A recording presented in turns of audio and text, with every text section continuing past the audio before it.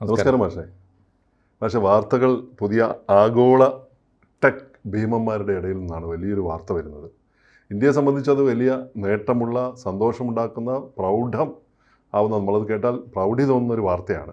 ആഗോള ടെക് ഭീമന്മാർ, അതായത് ആഗോള ക്ലൗഡ് എൻ്റർപ്രൈസസ്, അവർ ഇന്ത്യയിലെ നേതൃത്വ നിര, അവരുടെ ഇന്ത്യയിലെ നേതൃത്വ നിരകളുണ്ട്. അതെ, ലീഡർഷിപ്പുണ്ട് ഇന്ത്യയിലെ അവരുടെ കമ്പനികളുടെ പിന്നെ ബ്രാഞ്ചസിൻ്റെ ലീഡർഷിപ്പുണ്ട്. ആ ബ്രാഞ്ചസിൻ്റെ ലീഡർഷിപ്പിനെ അവർ ഉടച്ചു വാർക്കുന്നു എന്നാണ്. ഈ ഉടച്ചു വാർക്കുമ്പോൾ അവരുടെ ലക്ഷ്യം ഒരു വളർച്ചാ കേന്ദ്രമാക്കി ഇന്ത്യയെ മാറ്റുക എന്നുള്ള, ഭാരതത്തെ മാറ്റുക എന്നുള്ള. അപ്പോൾ അതൊരു പിന്നെ ഇക്കണോമിക് ടൈംസാണ് ഈ വാർത്ത റിപ്പോർട്ട് ചെയ്തിരിക്കുന്നത്. അതുകൊണ്ട് തന്നെ വളരെ റിലയബിളാണ്. അപ്പോൾ ഇതൊരു ഭാഷപ്പോഴും പറയുന്ന പോലെ നമുക്കൊരു സുന്ദർ പിച്ചയും നമുക്കൊരു സത്യം നാദല്ലയും, സത്യം ശിവം സുന്ദരം, നടുവിലൊരു ശിവനും കൂടെ വരാനേ ഉള്ളൂ അല്ലേ? ഭാഷയെ ഈ ഒരു കാര്യത്തെ നോക്കിക്കാണുന്നത് തീർച്ചയായിട്ടും അത് ഇന്ത്യയുടെ ഈ വളർച്ചയ്ക്ക് അതിൻ്റേതായ മാനദണ്ഡങ്ങൾ ഉണ്ടാവണം. പൗരാണിക ഇന്ത്യയുടെ വളർച്ചയുടെ മാനദണ്ഡങ്ങൾ പോരല്ലോ പുതിയ കാലത്ത്, ഒരിക്കലും പോരാ. അത് മാത്രമല്ല, നമ്മൾ ഈ കാലം ഇങ്ങനെ മാറി മാറി വരികയാണ്. അതിൻ്റെ യാഥാർത്ഥ്യത്തെ ഏറ്റവും കൃത്യമായി ഉൾക്കൊള്ളുന്ന, വേണ്ട സമയത്ത് അത് തിരിച്ചറിയുന്ന സർക്കാരുകൾ നമുക്കുണ്ടായിരുന്നില്ല. അതിനൊരു പ്രശ്നം അതാണ്. നമ്മൾ ക്ലാസിക് കാലത്തെ കണ്ട് വളർന്നവരാണ്. വളർച്ചയുടെ ഘട്ടത്താണല്ലോ മനുഷ്യൻ്റെ സിവിലൈസേഷൻ്റെ വളർച്ചയുടെ ഘട്ടമാണ്, സംസ്കാരത്തിൻ്റെ വളർച്ച. ക്ലാസിക് കാലത്ത് നിന്ന് നമ്മൾ റൊമാൻറ്റിക് കാലത്തേക്ക് വന്നു, റൊമാൻറ്റിക് കാലത്ത് നിന്ന് റിയലിസ്റ്റിക് കാലത്തേക്ക് വന്നു. അവിടെ നിന്നാണ് നമ്മൾ ആധുനികതയിൽ നേരിട്ടത്. ഉത്തരാധുനികതയും കടന്ന് ഇപ്പോൾ നമ്മൾ വന്ന് നിൽക്കുന്നത് സത്യാനന്തര കാലത്താണ്, പോസ്റ്റ് ട്രൂത്ത് ഡൊമൈനിലാണ്. പോസ്റ്റ് ട്രൂത്ത് കാലത്തെ നിന്നുകൊണ്ട് ആ കാലത്തിൻ്റെ യാഥാർത്ഥ്യത്തെ അംഗീകരിക്കുകയും ഈ കാലത്ത് നിന്ന് ഇനി എങ്ങോട്ടാണ് പോകേണ്ടത് എന്ന് ഈ പുറംകാലിൽ നിന്നുകൊണ്ട് പുറകോട്ട് ചാടാൻ കുതിച്ചു നിൽക്കുന്ന ഒരു ജീവിയായി പ്രതീകവൽക്കരിച്ച മെറ്റഫറായിട്ട് പറഞ്ഞാൽ, രണ്ട് പുറംകാലിൽ നിന്നുകൊണ്ട് മുൻകാലം ഒരിക്കലും നിൽക്കാതെ, കാരണം മുൻകാല് വെച്ച് അവിടെ നിന്നുപോയി, നമുക്കങ്ങനെ നിൽക്കാൻ നേരമില്ല, അത്ര ഫാസ്റ്റാണ് നമ്മുടെ നേരം കഴിയില്ല. അപ്പോൾ അങ്ങനെ ഒരു കാലത്തിന് ചേർന്ന മട്ടിൽ നാളെ വിഭാവന ചെയ്യുന്ന, ഇന്നത്തെ വളരെ കൃത്യമായ കണിശമായ യാഥാർത്ഥ്യത്തോടൊപ്പം നിന്നുകൊണ്ട് അതിനെ അഡ്രസ്സ് ചെയ്തുകൊണ്ട് അതിൽ നിന്ന് പുറംതിരിഞ്ഞ് നിൽക്കാതെ ഭാവിയിലേക്ക് കുതിച്ചു ചാടാൻ കാത്തു നിൽക്കുന്ന ഒരു സേറ്റ് ഓൺ യുവർ മാർക്ക് എന്ന് പറഞ്ഞില്ലേ, അതുപോലെ നിൽക്കുന്ന ഒരു ഗവൺമെന്റ് റെഡിയായി നിൽക്കുക. അങ്ങനെ ഇന്ത്യയാണ്. ആ ഇന്ത്യക്ക് പറ്റിയ, തീർച്ചയായിട്ടും ആ ഇന്ത്യക്ക് ഇങ്ങനെയൊക്കെ സംഭവിച്ചില്ലെങ്കിൽ പറയാം ഹം തയ്യാർ ഹേ. അതെ, കഴിഞ്ഞ ദിവസം നമ്മൾ പറഞ്ഞല്ലോ, ആഗസ്റ്റ് 15-ന് ഈ കഴിഞ്ഞ ഓഗസ്റ്റ് 15-ന് ചെങ്കോട്ടയിൽ നിന്ന് നമ്മുടെ പ്രധാനമന്ത്രി വിളിച്ചു പറയുകയാണ്, നിങ്ങൾ നമ്മുടെ രാജ്യം സ്വതന്ത്രമാകണമെങ്കിൽ എൻ്റെ നാട്ടിലെ നൗജവാന്മാരെ, യുവാക്കളെ നിങ്ങൾ അറിയേണ്ടതുണ്ട്, നമുക്ക് സ്വദേശി സോഷ്യൽ മീഡിയ വേണം. ഉടനെ ഉത്തരം പറഞ്ഞു. ഈ മാസങ്ങളെടുത്തില്ല, നമ്മുടെ തമിഴ്നാട്ടിലെ സാർ അത് ഉപയോഗിച്ചു തുടങ്ങിയത്.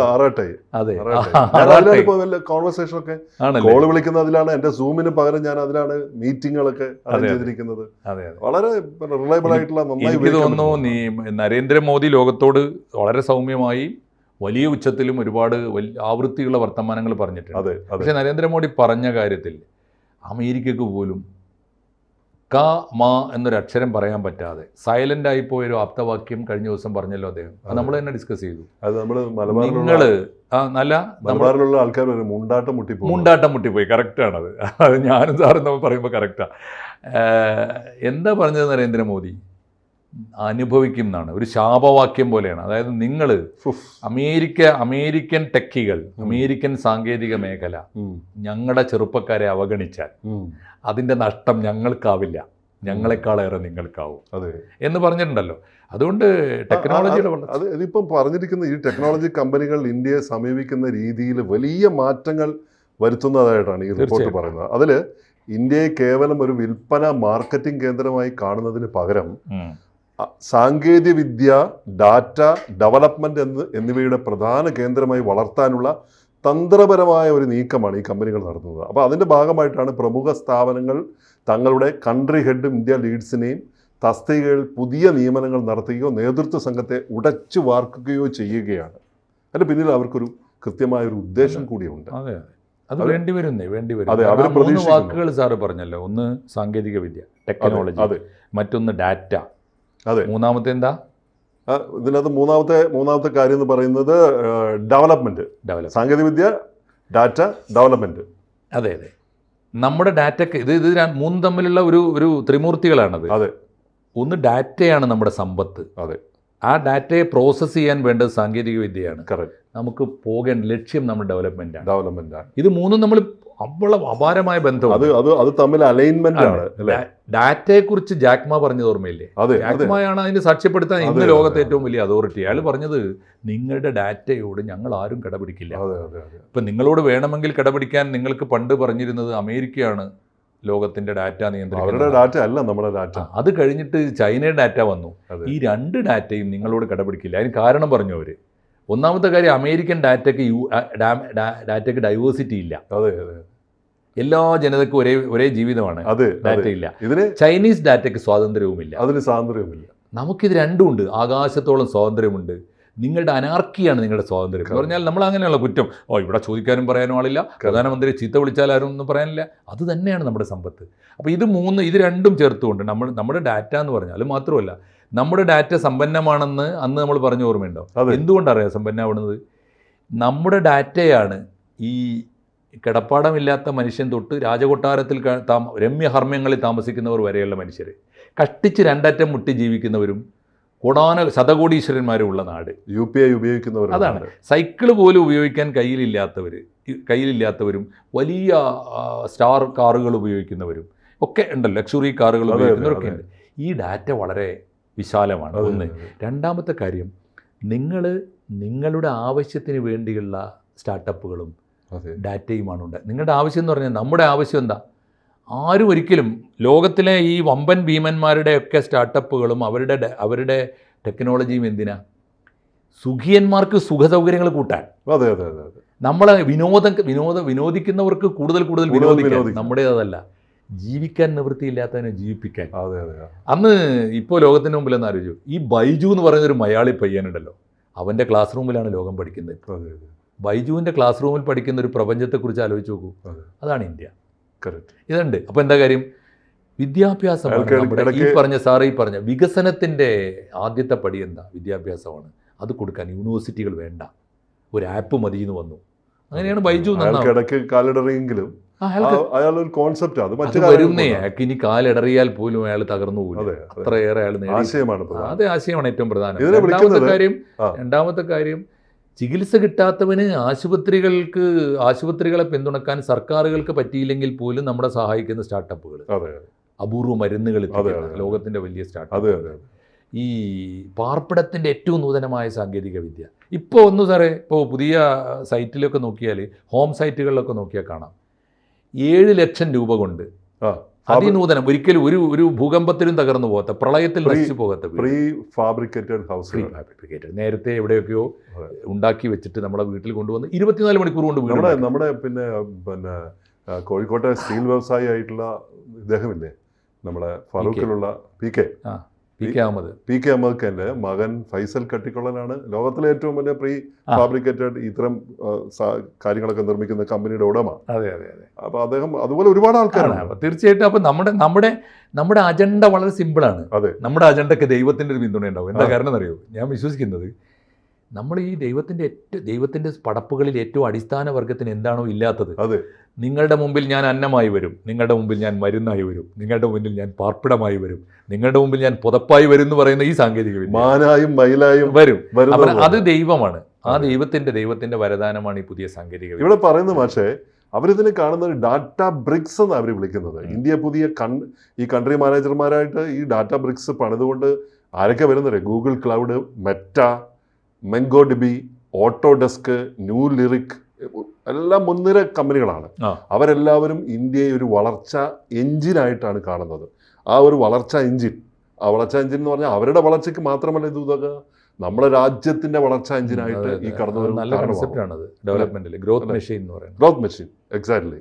അപ്പോൾ ഗ്രോത്ത് എഞ്ചിൻ, ഗ്രോത്ത് മെഷീൻ എന്നൊക്കെ പറയാവുന്നതാണ്. അപ്പോൾ ഈ മാറ്റങ്ങൾ ഇപ്പം നമുക്ക് പല വലിയ കമ്പനികളും, അതിൻ്റെ ക്യാബ് ജെമിനി ഇന്ത്യ എന്ന് പറഞ്ഞ കമ്പനി, ആ കമ്പനി അതിൻ്റെ CEO ആയിട്ട് അശ്വിൻ യാർഡി എന്ന് പറഞ്ഞിട്ടുള്ള ആളെ നിയമിച്ചു.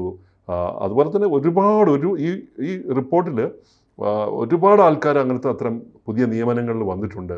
അപ്പോൾ അതിൻ്റെ ഉൽപ്പാദന കേന്ദ്രമായിട്ട് R&D, റിസർച്ച് ആൻഡ് ഡെവലപ്മെൻറ്റ് ഉൽപ്പാദന കേന്ദ്രമായിട്ട് ഇന്ത്യ മാറുമ്പോൾ ഇന്ത്യ ഇന്ന് ആഗോള ടെക് കമ്പനികളുടെ വിപണനത്തിൽ ഒരു വികസന നവോത്ഥാന ഹബ്ബ് എന്ന നിലയിൽ കൂടുതൽ കേന്ദ്രീകൃതമായി മാറുക എന്ന് പറയുന്നത് അല്ലേ?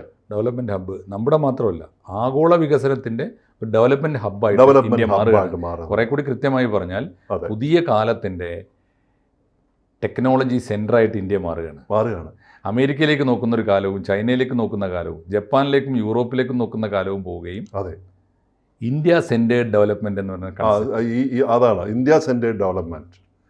അപ്പം അത് പിന്നെ പ്രിൻസിപ്പൽ സെൻറ്റേഡ് ലൈഫ് എന്ന് നമ്മൾ പറയുന്ന പോലെ ഇപ്പോൾ അതിനകത്തൊരു വലിയൊരു കാര്യം എന്ന് വെച്ചാൽ അവരിങ്ങനെ ചെയ്യുന്നതിൻ്റെ ഒരു കാര്യം അതിൻ്റെ ഫലം എന്താണെന്ന് വെച്ചാൽ ഇതിനെ നയിക്കുന്നവർക്ക് ഇന്ത്യയിലെ പ്രവർത്തനങ്ങളിൽ കൂടുതൽ സ്വാധീനവും ഉത്തരവാദിത്വവും ആവശ്യമായി വരും. അത് തീർച്ചയായിട്ടും ഉണ്ടാവും. കൂടുതൽ ഉത്തരവാദിത്വമുണ്ട്, കൂടുതൽ സ്വാധീനവുമുണ്ട്. ആഗോള സ്വാധീനമുള്ള സത്യനാഥലയെ പോലെ സുന്ദർ പിച്ചയെ പോലെ US ഇരുന്നിട്ട് ആഗോള സ്വാധീനമുള്ള ഇന്ത്യക്കാർക്ക് പകരം അതേപോലെ ഇവിടെ ഇരുന്നു കൊണ്ട് ആ കോൺസെപ്റ്റ് ഒരു ഉഗ്രം കോൺസെപ്റ്റാണ്. ഇവിടെ ഇരുന്ന് അറിഞ്ഞോ അറിയാതെയോ ആ കമ്പനികളുടെ വളർച്ചയ്ക്ക് വേണ്ടിയാണ് അവരത് ചെയ്യുന്നതെങ്കിലും ഇവിടുന്ന് സത്യനാഥന്മാരും ശിവന്മാരൊക്കെ ഉണ്ടാകാൻ പോകുന്നതാണ് ഇതിന്റെ സൂചന അല്ലേ? അപ്പോൾ പഴയ ബാക്ക് ഓഫീസ് ഇപ്പോൾ സപ്പോർട്ട് ഫംഗ്ഷൻ എന്ന മോഡലിലേക്ക് മാറാൻ പോകും. പഴയ ബാക്ക് ഓഫീസ് ഔട്ട്സോഴ്സ് അതിപ്പോൾ സപ്പോർട്ട് ഫംഗ്ഷൻ എന്ന മോഡിലേക്ക് മാറാൻ പോവുകയാണെന്ന് പറയുന്നത്. അപ്പോൾ അങ്ങനെ പോകുമ്പോൾ ഈ മാറ്റങ്ങൾ ഉത്തരവാദിത്വം, ലൈസൻസ്, നയതന്ത്ര നയനിയന്ത്രണം, ഡാറ്റ സംരക്ഷണം തുടങ്ങിയ മേഖലകളിൽ പുതിയ വെല്ലുവിളികൾ, അവസരങ്ങൾ അതൊക്കെ കൊണ്ടുവരും എന്നാണ് ഈ റിപ്പോർട്ട് പറയുന്നത്. ഇന്ത്യയിലെ ടെക് മേഖലയുടെ വളർച്ചയ്ക്ക് ഈ മാറ്റങ്ങൾ എങ്ങനെയാണ് ഊർജ്ജം പകരുകയെന്ന് ഇനി കാലം തെളിയിക്കണം. എന്തായാലും പക്ഷേ പ്രതീക്ഷയുണ്ട് നമുക്ക്. തീർച്ചയായിട്ടും പ്രതീക്ഷയുണ്ട്. മാത്രമല്ല സോഫാർ അവരെ തെളിയിച്ചിട്ടുണ്ട്. ഓരോ ദിവസവും പുരോഗതി കാണിക്കുന്നുണ്ടല്ലോ. നമ്മളിങ്ങനെ ഗ്രാഫ് നിശ്ചലമായിട്ട് നിൽക്കുകയല്ല, തിരശ്ചീനമായിട്ട് പോവല്ല, ഗ്രാഫ് ഉയരത്തിലേക്ക് തന്നെയാണ്.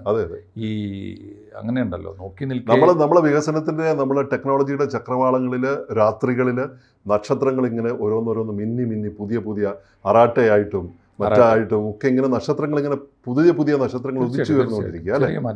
ചെറിയ മാറ്റമല്ല, പ്രതീക്ഷയുണ്ട്, വലിയ പ്രതീക്ഷയുണ്ട്. വലിയ പ്രതീക്ഷയോടെ വേണം കാണാൻ. മാത്രമല്ല ആരാണ് രാജ്യത്തിൻ്റെ വികസനത്തിൻ്റെ ആണിക്കല്ല് എന്ന ചോദ്യത്തിന് കുറെ കൂടി കൃത്യമായൊരു ഉത്തരം ലോകത്തിലെ ഏറ്റവും വലിയ ജനാധിപത്യ രാജ്യം നൽകുകയാണ്. പീപ്പിൾ സെൻറ്റേഡ് ആണ്. ജനം വികസിച്ചാൽ, വ്യക്തി വികസിച്ചാൽ, അത് ഭാരതീയ സംസ്കാരമാണ്, ഭാരതീയ കൺസെപ്റ്റാണത്. സിസ്റ്റമല്ല, വ്യവസ്ഥയല്ല നന്നാവേണ്ടത്, മനസ്ഥിതിയാണ്, വ്യവസ്ഥിതിയല്ല.